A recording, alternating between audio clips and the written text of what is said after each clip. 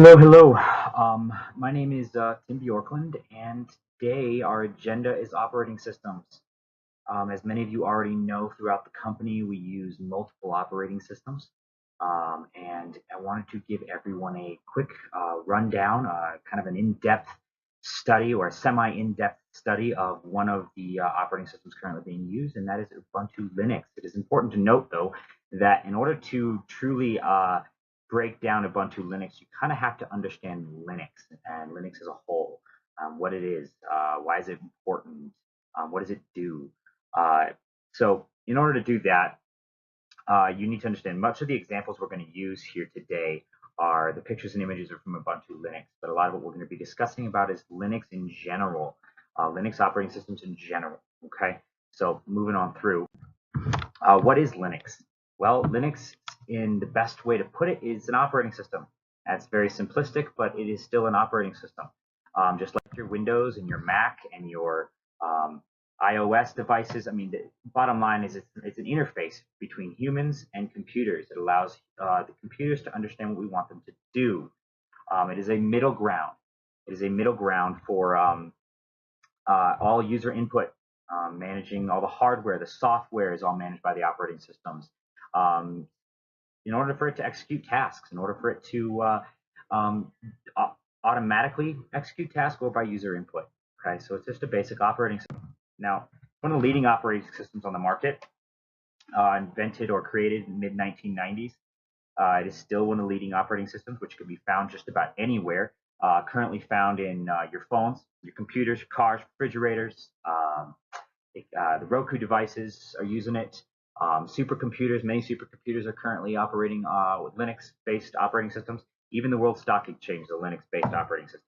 Okay, so it's just about everywhere because it's known to be one of the most reliable, secure, and worry-free operating systems available. Okay, so it carries with it a bunch of benefits in the range of security, efficiency, and stability. Unlike its competitors, it is a completely open source operating system, which we're going to get to a little bit later on why that's so important. But this is what gives it its benefit in security, efficiency, and stability. Okay. It also comes with lower resource requirements, which we're also going to dig a little bit more into. Um, this is, of course, as compared to all the other operating systems, its competitors, Windows and Mac, and so on and so forth. So this leads us to the pieces of Linux. Just a quick rundown of the basic sections of Linux. We start off with the bootloader. This is the software that manages the boot process of the system. Okay? The kernel, which this is still the aspect of the entire operating system that is known as Linux. This is always going to be Linux. Everything else can be considered Ubuntu as we're getting into it, but the kernel is a Linux-based kernel. Okay, that's important to note. Okay, manages the CPU, manages the memory, all peripheral devices. This is also the lowest level of the operating system, from the user input and the software on the high end to the low end with the kernel and everything acting in the back end. That's what the kernel is. Okay. You have the daemons, basically all the background services, including but not limited to the printing, sound, scheduling, all these things that start up during the boot process or after the boot process by user input, so on and so forth. Okay. You have the shell. This can be known as the Linux command line. This is a specifically Linux-based system that you don't see a lot of other places. I mean, Windows does have a command line, but this is something Linux is known for. It is a command process that allows users to control the computer via commands typed into a text interface. Okay, so over the years, this has been one of the main aspects that people understand about Linux. Yet today, it's actually, with Ubuntu especially, it's slowly moving away from the use of the command line, where it still is used and for experienced users can be used and leveraged in a very powerful way. In Ubuntu, it doesn't have to be used. An everyday user can use Ubuntu without having to really interact with the command line very often. So we have the graphical service. Okay, this graphical or server, excuse me. The graphical server is your graphic user interface, your GUI. It is the subsystem that displays all the graphics on the monitor. It is often known as the Linux as the X server. Okay? Um, this is the desktop environment. Sorry, this is the graphic user interface retract my previous statement. The desktop environment, here's your graphic user interface. This is your environment that the users can navigate, just like your Windows systems and so on and so forth. There are many different environments to choose from in Linux. Each has included built-in applications such as file managers, configuration tools, web browsers, games, so on and so forth. Final section is your applications. Pretty self-explanatory. While there's not very many applications that come directly on Linux systems, which is actually a good thing, which we'll get to later, unlike their counterparts, of course. Most desktop environments offer app stores or equivalent tools that allow a user to access the thousands upon thousands of high-quality applications that have been developed for the Linux system. So keep that in mind, which we're going to dig into a little bit more later. In Ubuntu, this includes the Software Center, which, like I said, we're going to dig into. Few benefits to Linux. Well, right off the bat, we're going to go with the open source nature of it. Okay, it's an open source operating system, like I stated before, allows for collaboration, customization, with many reduced costs. Okay, it's open source nature. It makes it free, with plenty of free software and programs developed for it, which right off the bat should make everyone very happy. This all means that there's plenty of online technical support as well. Reduction in speed and bug fixes, no vendor contracts, plenty of free tools and applications, along with many reduced costs. Again, always important to bring up the cost factor.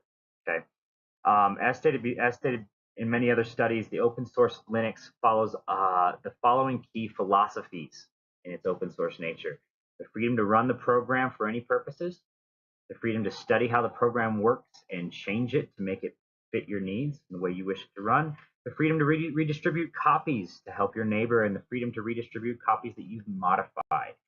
So it's 100% free to modify change, and we can always make it benefit this company in the best way possible. Okay. Its open source nature, though, has given it birth to many different versions of Linux, including, but not limited to, Linux Mint, Arch Linux, Deepin, Fedora, Debian, Open SUSE. I won't even try to pronounce it. And of course, the one we'll be discussing today, Ubuntu. Okay, so it is also important to note that its open source nature, as many of you may know, means better security. We already said security, efficiency, and stability. Let's dig into it. Get a little more into that one. It's open source code. Well, it's open source code, or the following, also known as the allowing of anyone to change the code or modify the code, is arguably one of the best and most secure operating types of codes in the world. It's gradually increased its security over time, and it's the ability for anyone to have access to it, to the source code, has allowed for increased input on security concerns. Okay, so with an experienced user administrator, it can be said that Linux can boast as one of the most secure operating systems on the market. Okay, so its low market share also gives it an advantage due to lack of malware or malicious software that's been designed for it. So that's always a plus too. Some tests have actually gone out to even show that Linux can often run much faster than both Windows or Mac. Some tests, which I have references in the last few slides here, bring up the fact that, like, compiling large visual projects 70% faster than Windows, and in some cases with other processes even 130% faster. Just because it's a stripped down operating system. When it comes to stability, the Linux-based operating system was even tested against Windows servers. Okay, so the test that brought down Windows servers could not bring down the Linux servers. So very stable. Weren't even affected. It's often known that Linux-based systems can go on for years without ever being rebooted. Okay, so it's a clear stripped-down version of an operating system, without all the bloatware, without all the additionals, without all. It's got a very small footprint. Okay, so small footprint, reduced resource requirements. Okay, unlike many of its counterparts, it does come with a lot of unneeded software. It doesn't come with a lot of unneeded software. Linux is a much smaller operating system by itself, and the reduction in bloatware and the reduction of not having all these extra things gives a really small footprint, and it runs faster. Fewer resource requirements, unlike its competitors that continue to have to upgrade their hardware in order to maintain just the operating systems and the running of the operating system. Um, Linux has been known to run on older machines faster than newer machines running Windows or Mac. So definitely a much better operating system. Again, going to repeat it, cost factors. I mentioned it before, you can install Linux on as many computers as you would like without paying a cent for software licensing. Windows Server 2012 can cost $1,200 without client access licensing, along with licensing of all the other software needed, like database, web servers, mail servers, so on, things like that. Okay, so Linux you don't have to pay for any of that, it comes, okay? The differences about Ubuntu from Linux, really nothing. It's got the same Linux kernel, same software compatibility. In fact, it's even additionally more compatible with software from Windows, like for example, Microsoft Office. It's compatible with that as well. So keep that in mind. It also brings to the table a much more enhanced graphic user interface. It makes it much more similar to, which we're going to look at, makes it much more similar to the operating systems of Windows and Mac and many of your smartphones. So it's understood. It's something people know, which was important for Ubuntu for a long time. So anyway, so it brings a very good Ubuntu brings a very good graphic user interface to the party of all the Linux distributions. Okay, so let's talk about navigating through the graphic user interface in Ubuntu. Here is the basic front end desktop in Ubuntu. This is what you see when you log in for the first time. Okay, pretty similar, something we all understand. When it comes to interactive components of the operating system, this can feel different in some ways, but understood in many others. Okay, Ubuntu is packed full of the same features that most users can understand. A great example of this would be the control panel, or the Ubuntu's case, the system settings. Okay, so in Windows you have a control panel, in Ubuntu you have system settings. You can access this from 3 different points, both all listed here. Top left-hand corner is like a search engine. Get in there, you can search for all of your stuff, search for the system settings. Right there, you can see an example of someone searching for the system settings. Top right-hand corner, you can drop down the menu, you can grab it from there. And the bottom, of course, is the fastest way. The bottom left there, you can see that is the fastest way to access your system settings. And here you can do all the same personalization of your desktop, your experience, hardware settings, adding printers, the software and update center, and we're all going to get into all that in a little bit. But this is basically where you would do all of that. This section on the side here can be customized and controlled just like Windows. You can add different applications in this. You can take away applications from this. It's just very important to understand. As we stated before, Ubuntu does not come with a lot of additional software for this, but including security software, it doesn't really come with any of this stuff. So that is also something that we're going to have to discuss. An important note here is the software center that I mentioned before. Okay? You're going to find that right there. This is where you're going to get security software. It's where you're going to get firewall configuration software. It's where you're going to get everything you need to make this one of the most secure, most stable operating systems in the world.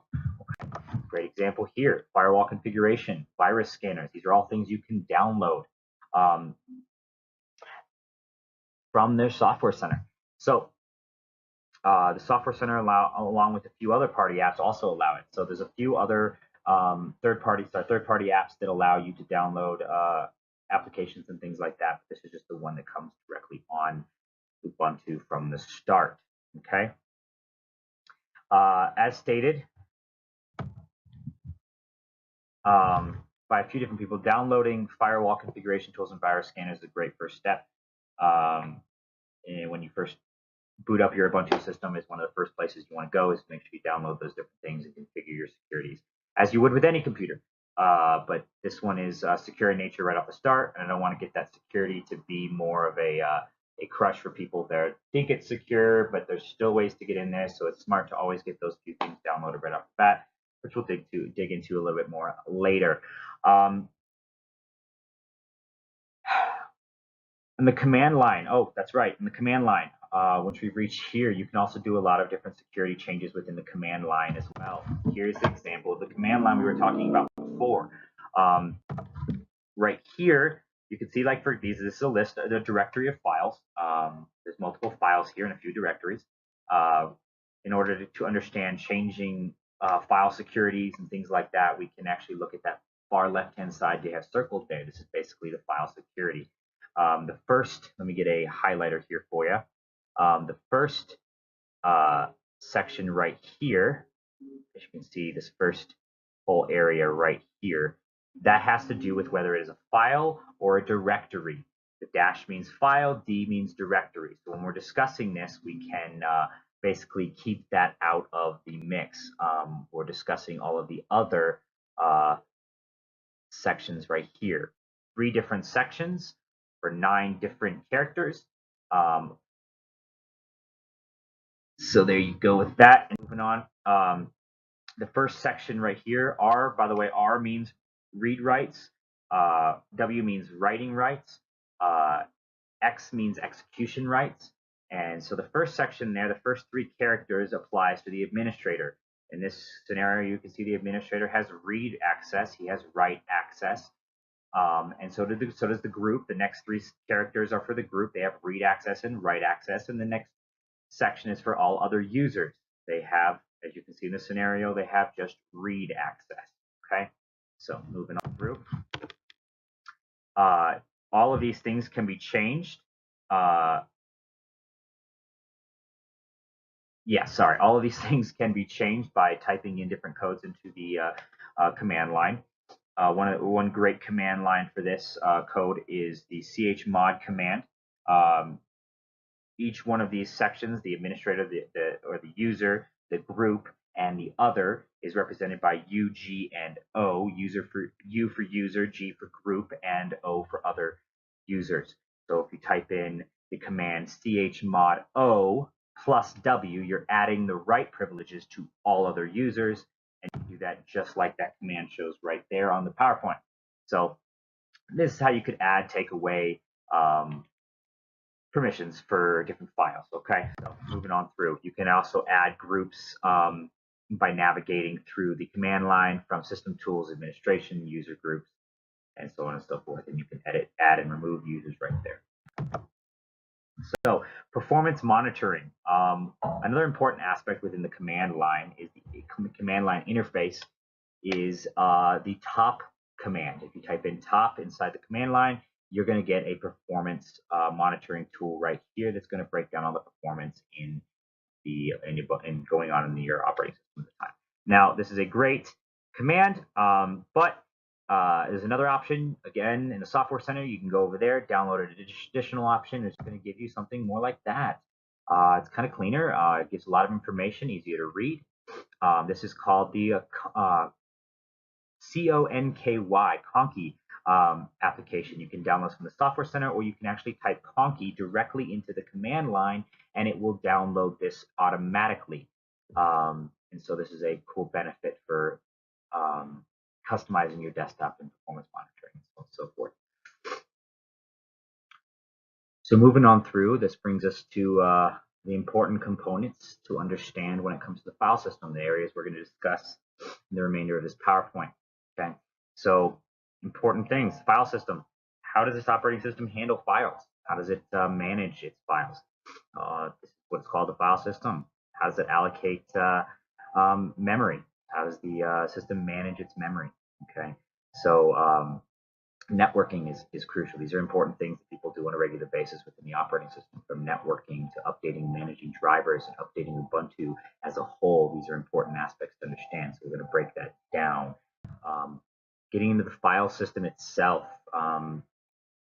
Examples of file systems on Linux operating systems are the ext2, 3, 4, XFS, JFS, RiserFS, and ButterFS. Okay, so these are all different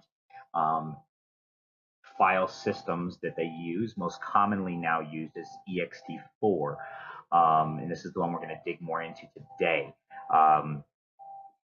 So Its maximum volume size currently sitting at 16 terabytes. Maximum file size is 16 terabytes. Maximum volume size is 1 exabyte, so huge. Maximum number of files, 4 billion, as you can see down there. File length at 255 characters. And most importantly to note, though, as we're digging through this, ext4 is a journaling-based file system that is crucial for what we're going to be talking about. So. Without delving deep into how files are allocated across storage devices, as discussed in previous lessons, the most important aspect to understand about the ext4 is that journal-based filing system. So keep that in mind. So the importance of a journal-based filing system comes to bear when a system has been shut down unexpectedly, when it's been shut off with no chance for the memory to flush to the hard disk. So right here you see an example of a hard disk where you have metadata and data space. Metadata up here is simply data about the data down here. This is a very broad perspective of a hard disk, but it'll get the job done for what we're working on here. This is basically tells the computer where everything is located inside the data space.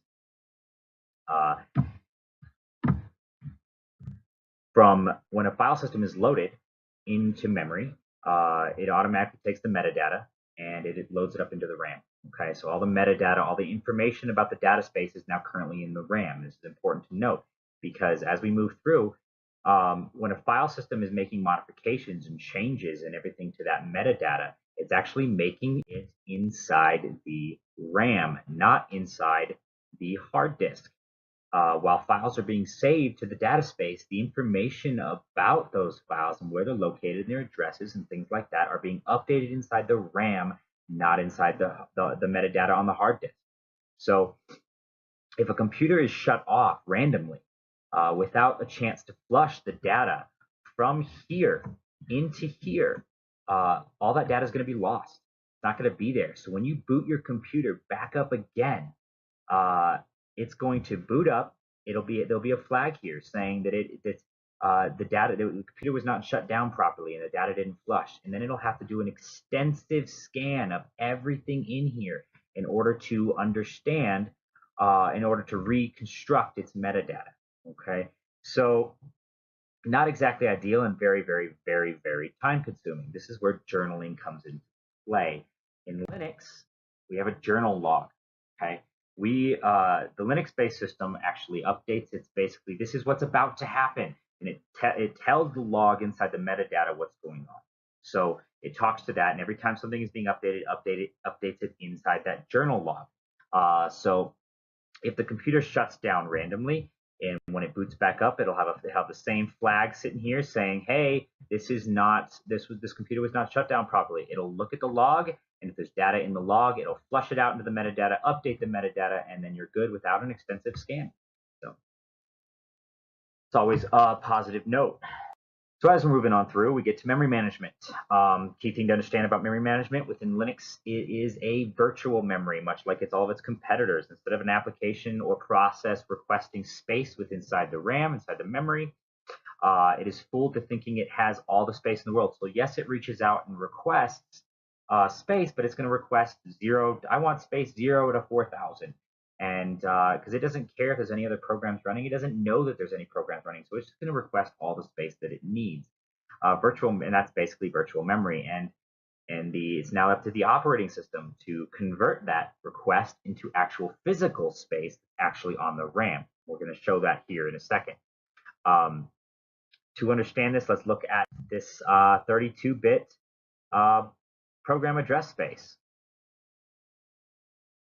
Okay, without digging into how each process is broken down into separate pages or even segments in many cases, we will use each one of these blocks to represent a single process that needs to run within the memory. Okay, in this example, we would use a 1 gigabyte RAM space. Okay, so you have 4 gigabytes worth of address space here and programs that are trying to run, and 1 gigabyte of RAM space. Well, in this scenario, we have a 1-to-1 transfer. As you can see here, first program comes in and it wants, we call it process 0 maps to address 0. process 1 address maps to address 1, process 2 maps to address 2, so on and so forth. So until the memory is full. As you can see, what happens when we have a third one? It has nowhere to go. It has nothing to do. It can't fit inside that RAM space. So this is what virtual memory is here to address. Okay, so before we dig too much more into that, I wanted to just quickly give a rundown on exactly how all of this memory is allocated. So you have the application in the top left-hand corner up here, and it wants to request space. It requests its virtual memory. I want space 0 to 4,000 or whatever it is. It hits the MMU of the memory management unit. And the memory management unit goes ahead and takes that requested address, converts it to actual physical address, and places it where it wants to within the RAM. Okay, so using that MMU in the same way, we can look at the same exact scenario we had before, where we have the MMU now converting that information. So address 1 requests, it actually moves it to, process 0 requests the MMU, moves it to process 2 over here, maybe. Okay, this is just a hypothetical. So it can actually move those around. Now you may look at that and go, well, it has the same exact problems before. It's still filled up. What's nice about an MMU, or the operating system managing these tasks now, is that the operating system can also use the hard disk. Okay, so if it's full up, another process comes in, it can give access to the hard disk. Now this is much slower. It's always recommended to get more RAM, but this is basically how virtual memory operates. And the operating system is taken over, and it is going to allocate all that space accordingly. Okay. So, and another key important note here is that if a higher priority process comes in, needs access to RAM right now, it performs a context switch. As you can see right there, it pulled information out of this block here and moved it down to the hard disk. And then it moved process 4 up into the RAM space 1, that would be actually. So anyway, so you can do that same switch according to priority. Okay, so as we can see in this example, we have 2 different programs requesting space inside the RAM. Okay, so what happens if program 1 decides to request space, and without the MMU, it just ends up getting this slot right there in the middle of the RAM, in the memory?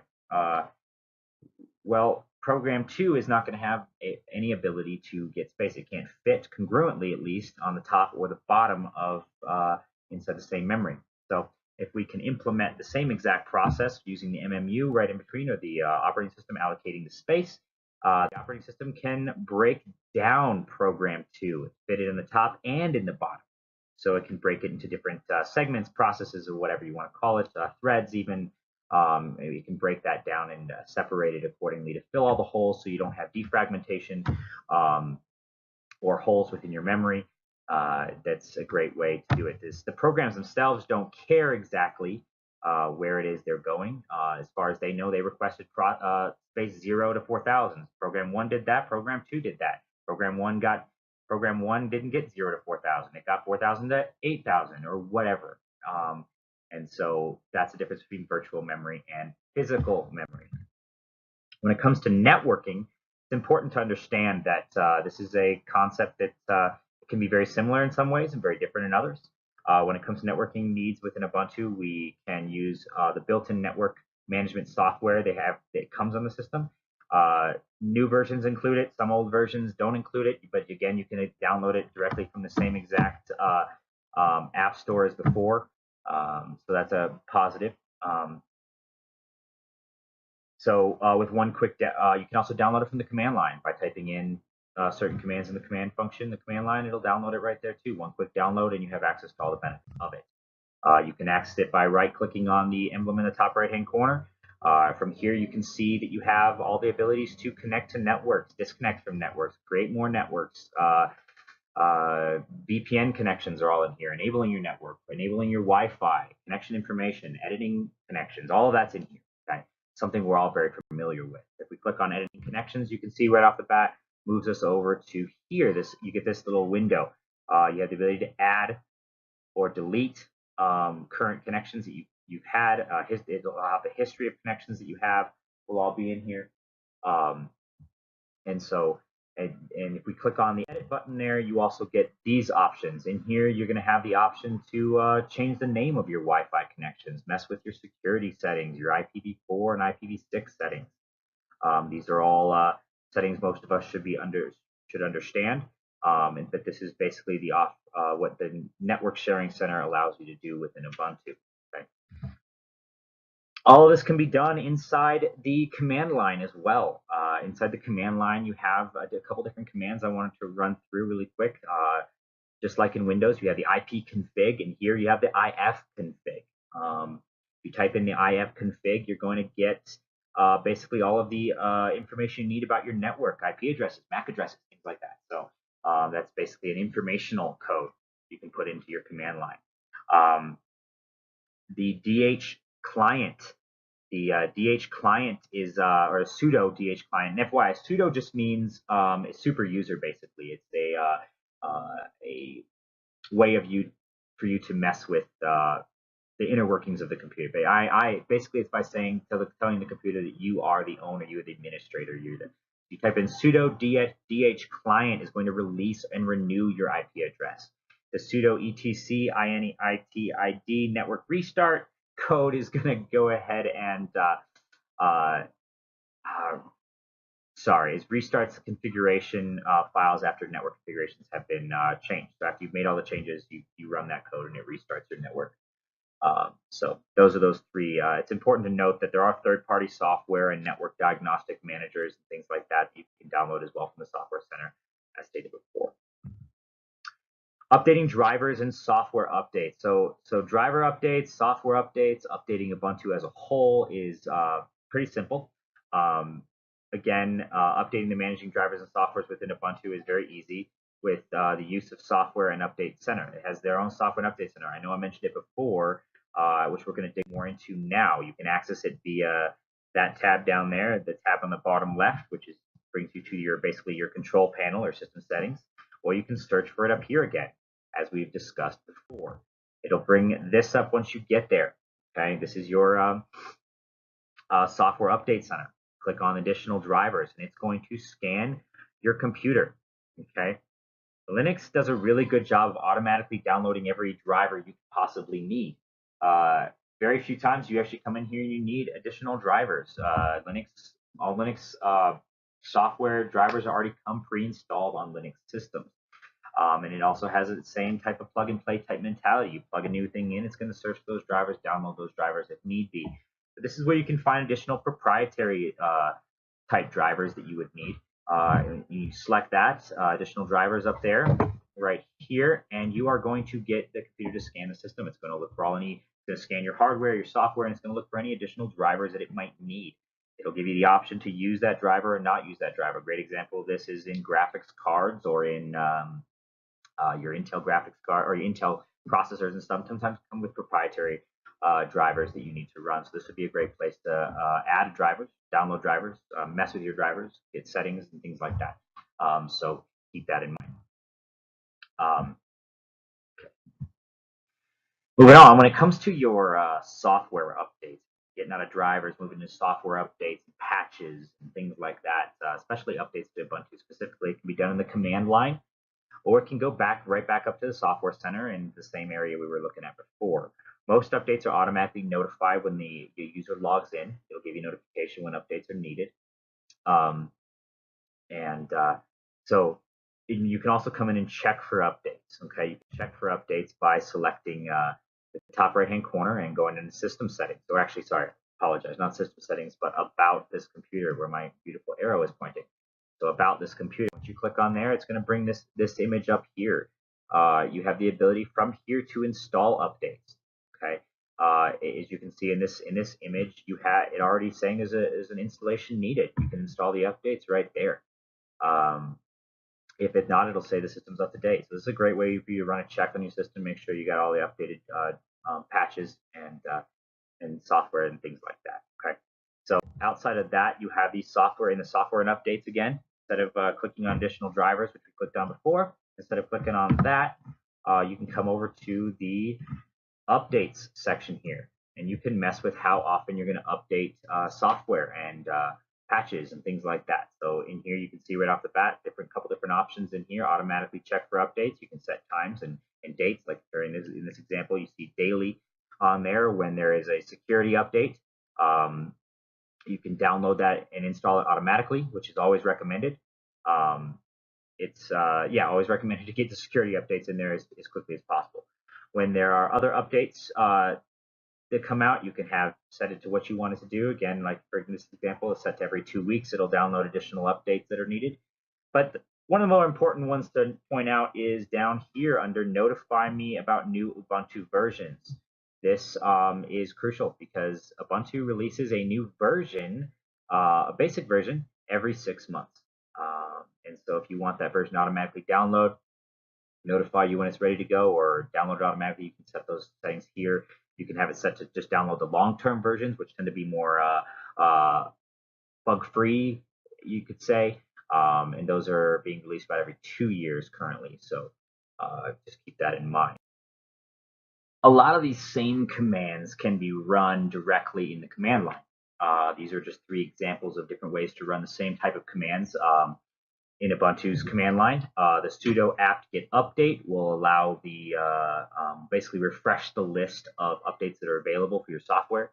The sudo apt-get upgrade will go ahead and run those upgrades, but everything except the major kernel updates and things like that. So keep that in mind. Third option is the one you're looking for kernel upgrades and major software releases, and that's the sudo apt-get dist upgrade or distribution upgrades, and that'll allow you to download those. Security is crucial. We've discussed multiple benefits that Ubuntu or Linux-based systems bring to you when it comes to security. It's naturally one of the more secure operating systems, but it's also important to note that it doesn't come with security software currently installed. So the first thing you want to do, going back to something we discussed in a few slides ago, one of the first things you want to do when coming into your new Windows system is download the proper security software, all available in the Software Center. Okay, so first one we look at right here is the firewall configuration. You want to get that on your computer right away. The firewall configuration system allows you to enable your firewalls, allows you to mess with current rules. It has built-in rules for different types of packets and ports and things like that you'd want to use. So that's a great one to download right away and customize according to your needs. So that's something that Ubuntu offers you. Another option is this virus scanner. Make sure you get that right away. This virus scanner is going to allow you to customize when your computer is scanned for viruses and how often and things like that. Now, there's other options inside the Software Center. There's other security features that you can get that people who develop for Ubuntu or for Linux-based systems, and you can have access to all of them. So these are just a few great examples of that. Along with making sure that your updates and your patches are being done properly, Ubuntu is a very secure system out of the box, even without these. So keep that in mind, but these are a few resources that are given to the users in Ubuntu. Okay. So, multitasking.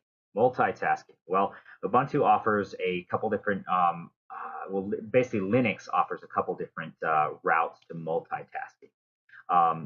Unix-like operating systems like Linux were the first multitasking, multiprocessing operating systems ever created. Now, Linux is not Unix, but it's Unix-like, so just keep that in mind. Linux supports symmetric multiprocessing, or SMP, also known as SMP. This basically means the operating system allows both systems tasks or user tasks to run on any CPU, or that could include on multiple CPUs. Linux does offer the ability, and different distributions of Linux does offer the ability to run multiple CPUs. You also have the different cores, things like that. So the operating system allows both system tasks and user tasks to run on any CPU it wants to. This creates SMP is far more flexible and therefore leads to better performance. Okay, so Linux operating systems implement preemptive multitasking as well. This is important to note. This allocates CPU time to each thread being processed. If the time elapses, then the system uses the process of context switching to store the first thread and move uh, move on to the next one. So kind of like we were talking about before, in memory management, where it can actually swap between, when it comes to priority, it could swap between. It basically allows, if the task is taken up its allotted time and it hasn't finished, it can actually swap the tasks out. It gives some flexibility there. CPU can interrupt the processes of the threads, and new threads are introduced often based on their priorities. Okay? So Linux also uses, like we just talked about, priority-based scheduling. Uh, so if something comes along that's more important, it's gonna cut off the old process and stick in the new one. Okay. Linux also implements a time-sharing algorithm for fair preemptive scheduling between multiple processes and a real-time algorithm for tasks where absolute priority are more important than fairness. So while it's looking for fairness between priorities, there are processes that are more absolutely important. So outside of this, everything comes first in, first out. So a kind of combination between the priority-based scheduling, round robin scheduling, and the FIFO, or first in, first out scheduling. Um, if it's not a priority and they have equal priority, see, every process is given a scheduling and a priority class. And if they're the same, it's going to do round robin, first in, first out. The first come, first served. It's going to go in there. It's going to start processing. If it doesn't finish, it's going to be preempted. It's going to go back round robin, and it's going to just keep going to the back of the line. So it's basically how the multitasking is done on the back end inside the operating system. But we can also look at the front end of the operating system, and we can see that multitasking can be done on multiple levels inside the user interface as well. You have one of the cool things in here is you have different workstations or desktops, virtual desktops you can use inside Ubuntu. You can send applications, as you can see in the picture to the right. You can assign applications to different workspaces. So that's pretty cool for multitasking purposes. Kind of gives a fluid multitasking experience for the end user. So pretty cool there. The file manager. Ubuntu uses a Nautilus-based file manager. It's the Nautilus distribution of their file manager, as you can see here. It's also important to know. I mean, it looks very similar to what many of us already understand in Windows or Mac. In fact, the system is most similar to the Mac OS 10 Finder. But that you have the number one right there. This is your toolbar. You have your address bar at number 2. Number 3 is a search button. 4 is a view finder or a view button. You can change different views from tree views to this view and so on and so forth. So you can mess with the views in there. You also have that sidebar, which is very similar to what we all understand. And of course, the main area you can work with. So all files are distributed pretty well in there. If the user has used basic Windows file system managers, Mac OS X Finder file manager, this system should be very intuitive, very easy to use.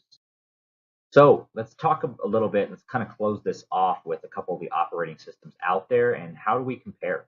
How does Linux? Is Linux the one to go with? Is Linux our best choice? As we stated before, its open source nature gives it many benefits. It is far more secure than most operating systems on the market, and in many cases has proven to be much faster and more efficient. As I talked about before, it's a stripped down operating system that allows for more efficiency. It allows for more control, less bloatware, less additional backend software that you don't need. You put on it what you want on it. The ability to have control over your workspace, customize your experience is far greater on Linux than any other operating system in the world. With that said, though, it does come with some drawbacks. Its low market share gives Windows and Mac the edge when it comes to software development. People give them the concentration, and Linux doesn't get the same concentration. So while it does have great software, it doesn't have the same capabilities and the massive amounts of software to choose from that most of its competitors do. Um, and this is important because this is probably one of the most biggest drawbacks of Linux, is that while a great user can customize and get all the benefits of Linux, create their own solutions, um, the average user can't do the same. The average user doesn't have the same capabilities. In fact, the average user is probably going to want to stick with Windows and Mac because it is designed for the average user, not designed for the enthusiast. So, if you will. So that's probably an important thing to note. Linux can be very hard to learn. The learning curve is very steep. Without proper knowledge and support, none of the benefits can truly be recognized. Really, the truth be told about Linux and Ubuntu and all of the other distributions is that you have to be willing to search and willing to find your own solution.